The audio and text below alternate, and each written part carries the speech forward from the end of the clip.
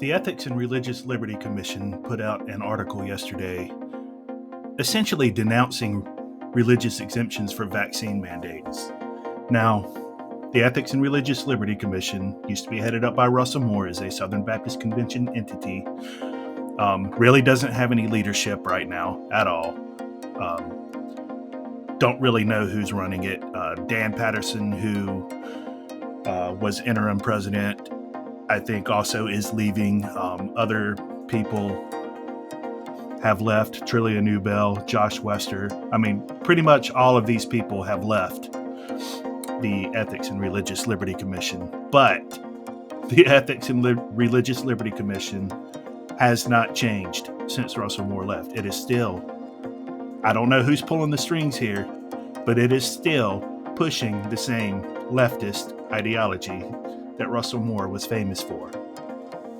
So yesterday they put out this article, How Should Christians Think About Religious Exemptions for Vaccination? And then they make this argument about how Christians are trying to use religious exemptions to get away from vaccines, vaccine mandates from their employers, from their states, from the federal government now, who is now mandating that employers require vaccinations for any businesses with, I think, 100 or more people. Either that or they have to get tested for COVID once a week. Absolutely absurd. That's a whole nother podcast for that, but I digress. So the ERLC puts out this article arguing against religious exemptions for vaccines. Now, keep in mind, this is the same ERLC that goes to court and fights battles, fighting for the right for Muslims to build a mosque against city code. It's the same ERLC that goes out and fights to have Confederate flags removed from government buildings in the South. I mean, this is their motivation. They go out and they denounce police shootings.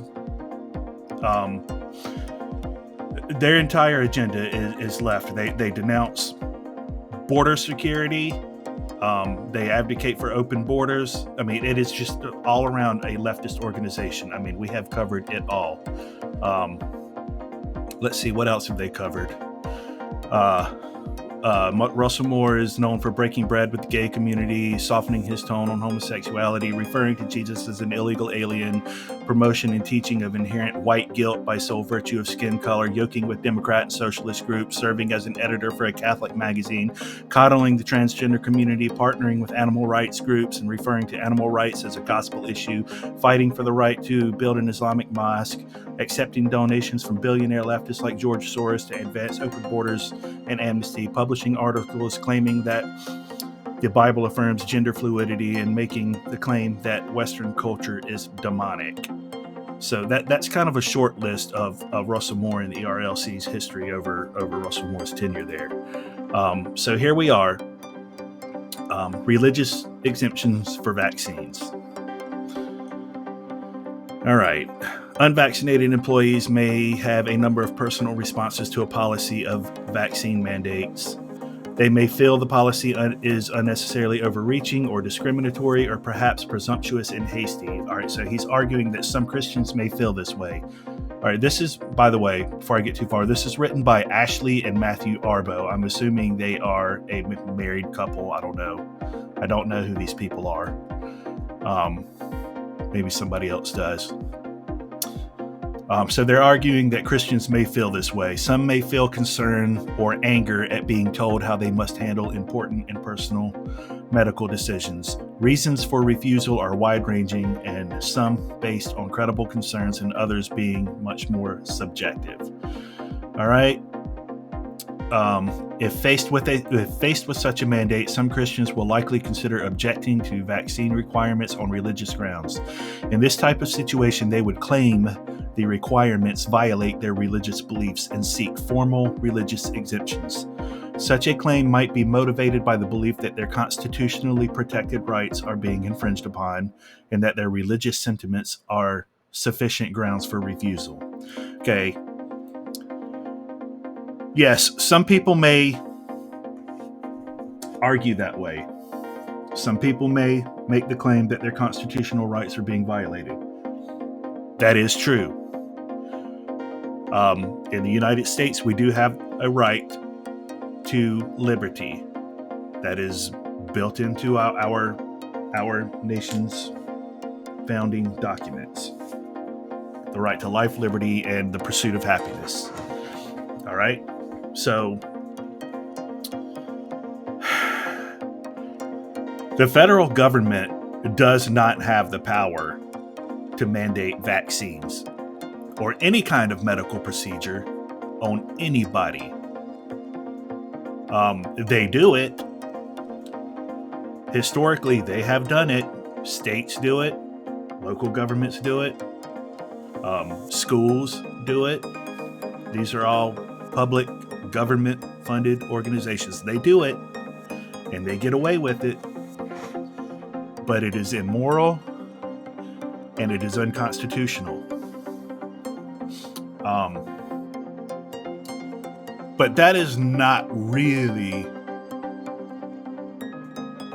the argument for religious exemption. But they're saying that, a lot of people may argue that way and see that as grounds for refusal for religious exemptions. Some people may. I don't think constitutionality of something is grounds for a religious exemption, but they continue. In our experience, the reasons appealed to by some evangelicals for refusing vaccinations are not, strictly speaking, religious, but personal, philosophical, or political. Okay, here's where we're starting to go off track here. People, particularly Christians, and they do this everywhere, they try to separate your philosophy from your theology, just like they try to argue. See, the same leftists will make the same argument about politics. They try to separate one's theology from their political ideology. Therefore, they can say, well, you can be a Christian, but then you can have either Democrat ideology or you can have conservative ideology, Republican, whatever, conservative or progressive ideology. That those can be separate from your theology. They can't.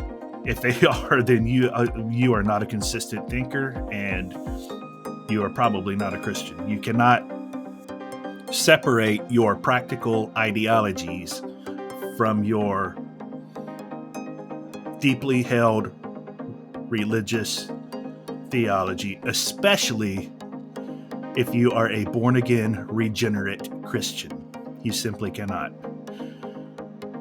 That's just not how the Holy Spirit works. You cannot be a genuine, born-again Christian who believes the Bible, believes the Scriptures, and then walk away with any kind of political ideology or philosophy that is contradictory to those deeply held religious beliefs. But they try to do that anyway. I mean, you see this all throughout evangelicalism, especially in the Tim Keller and the J.D. Greear, the Russell Moore camp, even David Platt, Matt Chandler. Oh, the Democrats and Republicans, they can all come here. They're all welcome here to worship together. We can have all these different religious, different ideological beliefs across the broad spectrum of the political ideologies, and we can all come together under Christ. No, you can't. No, you can't. You really can't, because your theology is what informs your ideology and your philosophy. That's just how it works. And if you have a philosophy or a ideology that is contrary to your theology, then that says something about your theology and your state of your soul. So anyway, that's another podcast. Back to this. But personal, philosophical, or political, he's saying, is really the reasons for a lot of these people who are taking religious exemptions. This includes objections that invoke religious beliefs in general terms, but upon further scrutiny appeal to other factors. Some may, for example, express concerns about infertility or the lack of longitudinal studies, or that their employer has simply violated their rights. But none of these reasons are overtly related with the individual's religious beliefs. Okay, first of all, that's absurd. Absolutely ridiculous to say that concerns about infertility are not overtly related with the individual's religious beliefs. That is absurd. That is all right. See, now these leftists like to use the word cultural mandate from Genesis 1:28. Go out to be fruitful and multiply. But whatever you want to call it, that is a command from God to be fruitful and multiply. That is living a Christian life, getting married, having a family, one man, one woman, having children, placing yourself in a position where you may become infertile. That's just absolutely asinine to argue that that's not overtly related with the individual's religious beliefs. It's just dumb. All right, and he continues, there are undoubtedly people of faith with relevant moral and or theological concerns that could merit religious exemption. This is why when appealing to religious liberty as the basis for an exemption, Christians should proceed carefully. Seeking a religious exemption should very clearly rest on apparent and applicable religious beliefs. Thus, a strong religious exemption would be based on recognized scriptural precept or a particular church's traditions, confession, or teaching. In its most robust form, such an exemption might rely on a provision within a church's confessional statement explicitly forbidding vaccines or other medical interventions. All right, so here's his argument. The Amish or Jehovah's Witnesses are examples. No such direct prohibition exists within the wider Christian theology, but these religious groups are able to appeal to a unique teaching wholly adopted by their specific faith tradition. Okay. So you see what the ERLC here is arguing, that Bible-believing Christians don't really have a basis for a religious exemption, but Amish or Jehovah's Witnesses do. So become Amish or Jehovah's Witness and you can get out of it. All right, so never mind your conscience. Never mind that your church, your local church, should be out there defending your conscience. Your local church should be, if it goes against your conscience. Now, I want to be clear. I'm not pro or anti-vaccine. If you want to get one, that's your business. You can make that informed decision. You can sit down with your doctor, decide if that's what's best with you. I'm not your doctor. I'm not telling you what to do. I don't think you should or shouldn't get one. That's none of my business. But from a biblical perspective, if it bothers your conscience to do it, your conscience should be protected.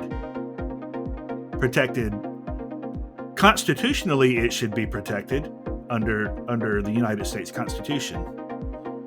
But your church should also be willing to defend that. They should be willing to defend your conscience. They should be willing to write a letter to your employer defending your conscience. They should be willing to testify on your behalf in court if necessary. But see, churches aren't doing that. See, these people here at the ERLC, just like always, they don't care. They don't care about your conscience. They have an agenda to advance. And it is not personal religious liberty. The Religious Liberty Ethics and Religious Liberty Commission has absolutely nothing to do with religious liberty. Nothing. They don't care about that. They have. All right. So why would the Ethics and Religious Liberty Commission be out on the streets marching with Black Lives Matter? What does that have to do with religious liberty? Why are they fighting in court and spending your tithe dollars to fight in favor of open borders and amnesty? Why are they doing that? What does that have to do with religious liberty? See, that's not their concern at all. That is not what they care about. All right, so these people are the people who are going to feed you to the wolves when persecution hits. They're building their kingdom, and they're gaining their room in the kingdom of Satan. And they're going to throw you under the bus. If you have any deeply, sincerely held religious Christian beliefs, they're not going to defend you on that. They're simply not. They are going to feed you to the tyrants who want to kill you for having religious beliefs. That's what they're going to do. So you see here that the ERLC is arguing that your conscience doesn't matter. What you believe doesn't matter. It doesn't matter if you've sat down and you've gone over the pros and cons of getting a vaccine, and you've decided that the risks do outweigh the benefits, and you don't want to get one for you personally or your family. The ERLC is arguing that despite your conscience here, you don't have a religious exemption. Despite your religious mandate to protect your family, you don't have a religious exemption here. You can only do so if you have, some kind of confessional statement like the Amish or the Jehovah's Witnesses. Now, I don't know who these people are. Ashley Arbo, Matthew Arbo. They're obviously. I wrote an article yesterday. They don't seem like very bright people. I think I've seen stuff come out of the ERLC from them before. I don't know for sure. Maybe not. Guys, I hope you're prepared for this, because Southern Baptist Convention is not going to defend you when persecution hits. And sadly to say, most of your churches aren't either. Your churches aren't going to defend you. You're going to be on your own. You better find some good, strong believers to partner up with, to build community with, who are going to be willing to stand with you and die with you when the going gets tough. Now, I'm not saying stop going to your church. You should go to your church, and you should be fighting for your church. But sadly, your church is probably not going to fight for you. Some of them will. I get that, but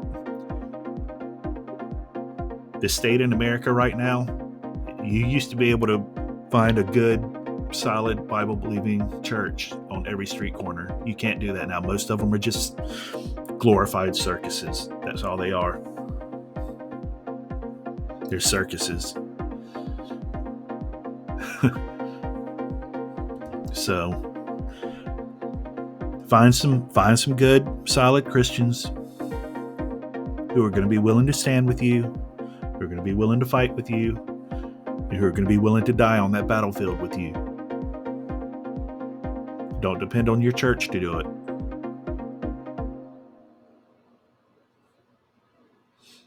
And stop giving money to the ERLC if you are. If you're still out of Southern Baptist Church, designate your tithes. Do not give money to these organizations. Don't do it. And get ready. Get ready. It's coming. It's coming. I don't know how long, but it's coming.